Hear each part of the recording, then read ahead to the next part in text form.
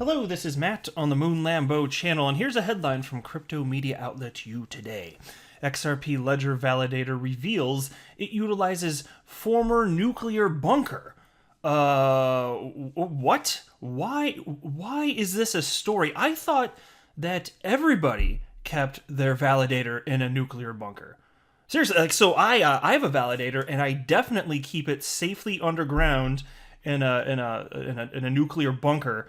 I just don't understand why this is newsworthy, but we'll just run through it anyway. I don't see why the hell not. I mean, when U Today covers it, I might as well talk about it. And how about that Tether lawsuit? How about that? Here's the headline from Crypto Newsflash. Bitcoin investors can be relieved as Bitfinex Tether settle NYAG lawsuit. Can they, though? Can they feel relieved? I tell you, the Bitcoin maxis out there, they're just jumping all over this as if it's purely good news. I'm not so sold on that, and so I'm going to share with you both sides of the story here, because unlike somebody that is ideologically driven, I just want to believe whatever happens to be true. That's the reason that on this channel, look, to be clear, I'm not a maximalist of any cryptocurrency, not even XRP, which is my favorite coin. And that's why on this particular channel, I absolutely will always cover the bad news. Sometimes there are like people on the fringe of our community that actually give me crap for covering the bad news, and I'm just like, why don't you want to know all the facts, like good or bad, if you're investing in XRP? If this thing's going to fall off the rails, which there's no indication it is, but well, I don't think so anyway. You can talk about the SEC lawsuit, but even if it were that serious, like XRP's about to go away forever, would you not want to know that if you have invested in it? So that's the way I look at it. To be clear, I don't have a financial background of any kind. I am not offering financial advice, and you definitely should not buy or sell anything because of anything I say or write. I'm just an XRP enthusiast, crypto enthusiast, who enjoys making YouTube videos as a hobby that is all that it is. Launched in 2019, Towo Labs develops software and hardware infrastructure for blockchain users. Its best-known product is XRP Toolkit, a web interface of XRP Ledger. And I'm sure many of you out there listening have utilized XRP Toolkit in claiming your Spark tokens, which I still need to do, by the way. I guess I kind of been lagging on that, but I just keep thinking, they haven't even issued them out. We're not there. I've got till June anyway to do it, but I should probably get moving on it. Anyway, today the Towo Labs team unveiled what is probably the most surprising location ever used by an XRPL validator. According to the latest Twitter thread by the Towo Labs team, starting from 2021, it runs an XRP Ledger validator in the Pionen White Mountains in Sweden. The data center that hosts the hardware for this validator is situated 30 meters beneath the streets of Stockholm in a former nuclear bunker. Tell you what, that is the place for every sweet XRP validator out there on the planet. Okay, to be real, that sounds intense. How and why did this happen? I want more of a story behind this. There's only so much here, so check it out. The Pioneer Data Center is operated by the oldest Sweden-based internet services provider, Bahnhof. To ensure the high uptime and full finality of XRP Ledger transactions, Towo Labs purchased impressive capacities. Namely, the company obtained a bare metal server featuring a 3.4 gigahertz hexa-core CPU, 64 gigabyte DDR4 RAM. This nerd speak means nothing to me. So some of you out there know the nerd speak. I don't know what it means. I mean, I don't know.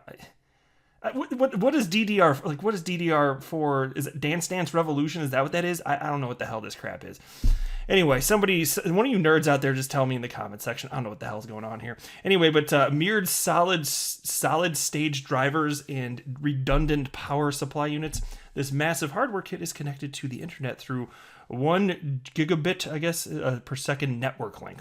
Surprisingly, the whole data center is extremely environmentally friendly. Oh, well, isn't that nice? It consumes renewable energy only, while its heat is used in heating of local households. Interesting. So, nuclear bunker. It's like, how do you put that tweet out there and then just not expand upon the crazy fact that you're doing business in a nuclear bunker? It's not just me that is struck this way, right? It isn't. I certainly hope not. All right, now let's jump into the real train wreck here. Bitcoin investors can be relieved as Bitfinex Tether settle NYAG lawsuit. Gosh. Yeah, I'm gonna dig into this. Now, look, I don't feel completely firm one way or the other, to be perfectly honest with you. I'll just say that my concerns surrounding Tether to this point have not been alleviated, and the Bitcoin maximalists out there, they're taking this as some sort of win. Now, there is also like some fringe people in the XRP community that want Tether to go down. They think that would be good for XRP. And to me, that's a bonkers idea. If Bitcoin goes down, the whole market tanks for a very long time. Like if Bitcoin actually somehow got taken out, like it's just not happening. And even if not taken out forever, if you think this is good for XRP, it's like a nutso thing. You're denying a fundamental truth of life, which is that the crypto asset class moves in tandem. I think it's provably so. But anyway, the news that Bitfinex and Tether have settled the lawsuit with the NYAG is incredible bullish news for the crypto market. Well, that's the way it's broadly perceived anyway. The lawsuit has been hovering over the Bitcoin and crypto market like a Damocles. I forgot to say this now. I had to look this up last time this came. But Damocles, maybe that is it. Damocles? I'll have to look it up after. Damocles sword for 22 months now. As CNF reported, the New York AG sued Ifinex, the parent company of Bitfinex and Tether, back in April 2019, which caused extreme uncertainty and a crash in the market at the time. The NYAG accused Tether of lending Bitfinex $850 million to cover a loss. The lawsuit also added more fuel to the long-standing theory that Tether created its token out of thin air, manipulating the Bitcoin price. And so since most of you, if you've heard anything on this, have heard the one-sided stories from the Bitcoin maximalists, which is broadly what you do see in crypto media. They don't dig that deep into the opposing viewpoint. I thought what I'd do is go straight to this. Letitia James, New York Attorney General. And so this was published today, February, at least as I record this. So February 23rd, 2021. Yeah, this is definitely something. So check this out, because I don't think this is going to be the end of Tether's woes just in general. And you understand they got kicked out of New York, right? Just let me run through this. New York Attorney General Letitia James today continued her efforts to protect investors from fraudulent and deceptive virtual or cryptocurrency trading platforms by requiring Bitfinex and Tether to end all trading activity with New Yorkers. Think about this. You understand they're celebrating this as a win. Tether can no longer conduct business and operate in the state of New York, which is a major state in the United States. And so think about that. What is going to come next? New York just grabbed, what was the number? $18.5 million from them? Well, this begs the question, what United States state will be pursuing the same path as going after them as well? And what if you get some sort of chain reaction? And what would that mean? That's a possibility. I don't think that Tether's completely off the hook here. To think that this is going to be the end of their legal woes, I think that's some misguided thinking here. And it's not that I don't want Tether to be a scam. I would prefer that it's not. I am pro Bitcoin. I own Bitcoin. I'm long Bitcoin. Nothing to do with anything like that. I just want to believe whatever's true. I'm just sharing with you. I'm going to run through this whole thing. I'm not convinced that Tether is being completely on the up and up here. Anyway, millions around the country and the world today use virtual currencies as decentralized digital currencies, unlike real regulated government currencies, including the US dollar, to buy goods and services, oftentimes anonymously, through secure online transactions. Stablecoins, specifically, are virtual currencies that are always supposed to have the same real dollar value. In the case of Tether, the company represented that each of its stablecoins were backed one-to-one by US dollars in reserve. However, an investigation by the Office of the Attorney General, or OAG for short, found that Ifinex, the operator of Bitfinex, and Tether made false statements about the backing of the Tether stablecoin and about the movement of hundreds of millions of dollars between the two companies to cover up the truth about massive losses by Bitfinex.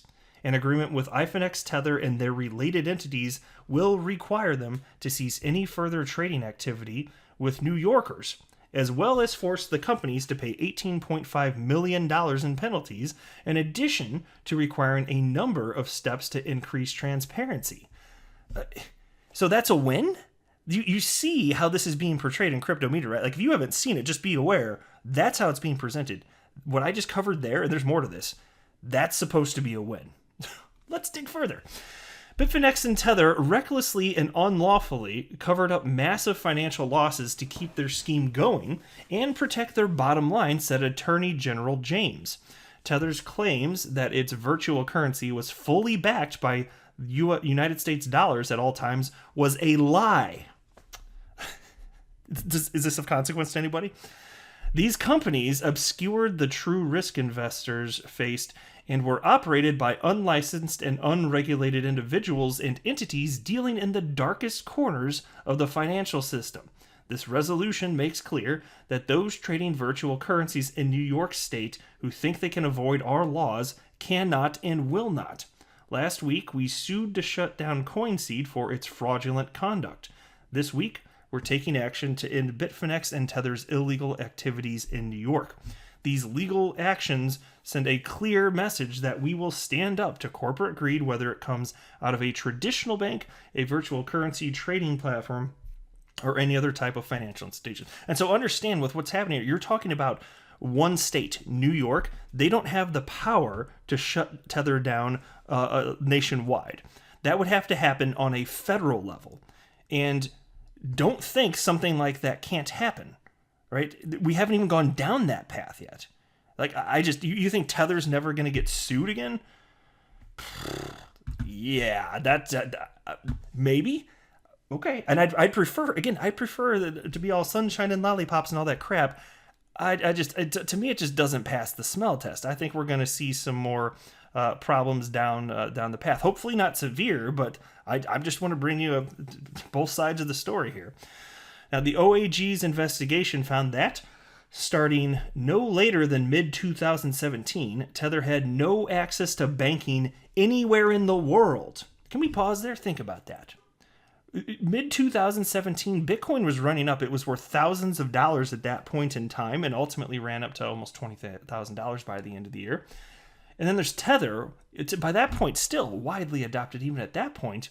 No backing whatsoever. They didn't even have a freaking bank account. You know, they say it's backed 1-to-1 now, which is a lie. It was backed 0-to-1 back then. Holy hell. Nobody else is concerned about that. Well, obviously, the New York AG is. But anyway, Tether had no access to banking anywhere in the world, and so for periods of time held no reserves to back Tethers in circulation at the rate of $1 for every Tether, contrary to its representations. Holy hell, guys. In the face of persistent, and by the way, I will say this too before going further. Tether's touting that they hadn't been proved to have been guilty of this or that. Well, it was a settlement, but still, I don't know why they agreed to settlement. It was something mutually agreeable was come upon, and New York just wanted them out of their state, so maybe they feel like they've done right by their citizens. That doesn't mean that there isn't something else shady going on here. Anyway, continuing on. In the face of persistent questions about whether the company actually held sufficient funds, Tether published a self-proclaimed verification of its cash reserves in 2017 that it characterized as a good faith effort on our behalf to provide an interim analysis of our cash position. In reality, however, the cash ostensibly backing Tether's had only been placed in Tether's account as of the very morning of the company's verification. Well, how about that? And this is not something Tether denies, by the way. On November 1st, 2018, Tether publicized another self-proclaimed verification of its cash reserve, this time at Deltec Bank and Trust, Ltd. Of the Bahamas. The announcement linked to a letter dated November 1st, 2018, which stated that Tethers were fully backed by cash at $1 for every one Tether. However, the very next day, on November 2nd, 2018, Tether began to transfer funds out of its account, ultimately moving hundreds of millions of dollars from Tether's bank accounts to Bitfinex's accounts. And so, as of November 2nd, 2018, one day after their latest verification, Tethers were again no longer backed one-to-one by US dollars in a Tether bank account. Again, they don't dispute this. They don't deny this. As of today, Tether represents that over 34 billion Tethers have been issued and are outstanding and traded in the market.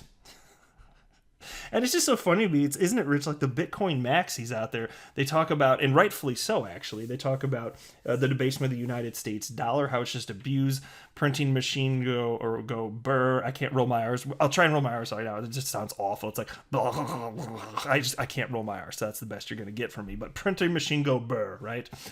It's funny because Tether, the printing machine go, and that's what it sounds like. It sounds like it's sick, like, because they can't roll their R's either, for sure. It's Tether. And it's just so funny. It's kind of hypocritical. No, this blind, like this money being printed out thinner, this one's fine, but not when the government does it. It's just so disingenuous to me. Right? And so skipping down a little bit further, on April 26, 2019, after the OAG revealed in court documents that approximately $850 million had gone missing and that Bitfinex and Tether had been misleading their clients, the company issued a false statement that we have been informed that these crypto capital amounts are not lost but have been in fact seized and safeguarded. The reality, however, was that Bitfinex did not in fact know the whereabouts of all of the customer funds held by crypto capital and so had no such assurance to make. You guys kind of got those are some of the biggest points. I won't literally go through the whole thing, but those were some of the greatest points just to be aware of this. And so I'm just going to say, I don't think this is over. I think there are going to be other states in the United States, or perhaps maybe it'll just federal government, some part of the federal government comes after him. But given that this is not backed on a one-to-one basis and there's shady activity here that they're not even denying, and these points, there seem to be some pretty hard evidence behind. Just because there was a settlement, which means it's good enough for each other to just like shake hands and part ways, never to speak again to each other. Well, actually not literally. Oh yeah, actually there was one more piece in here if I could find it quickly. Part of the requirement, if not, I'll just share with you the part that I recall. There's some sort of requirement that they have to be audited.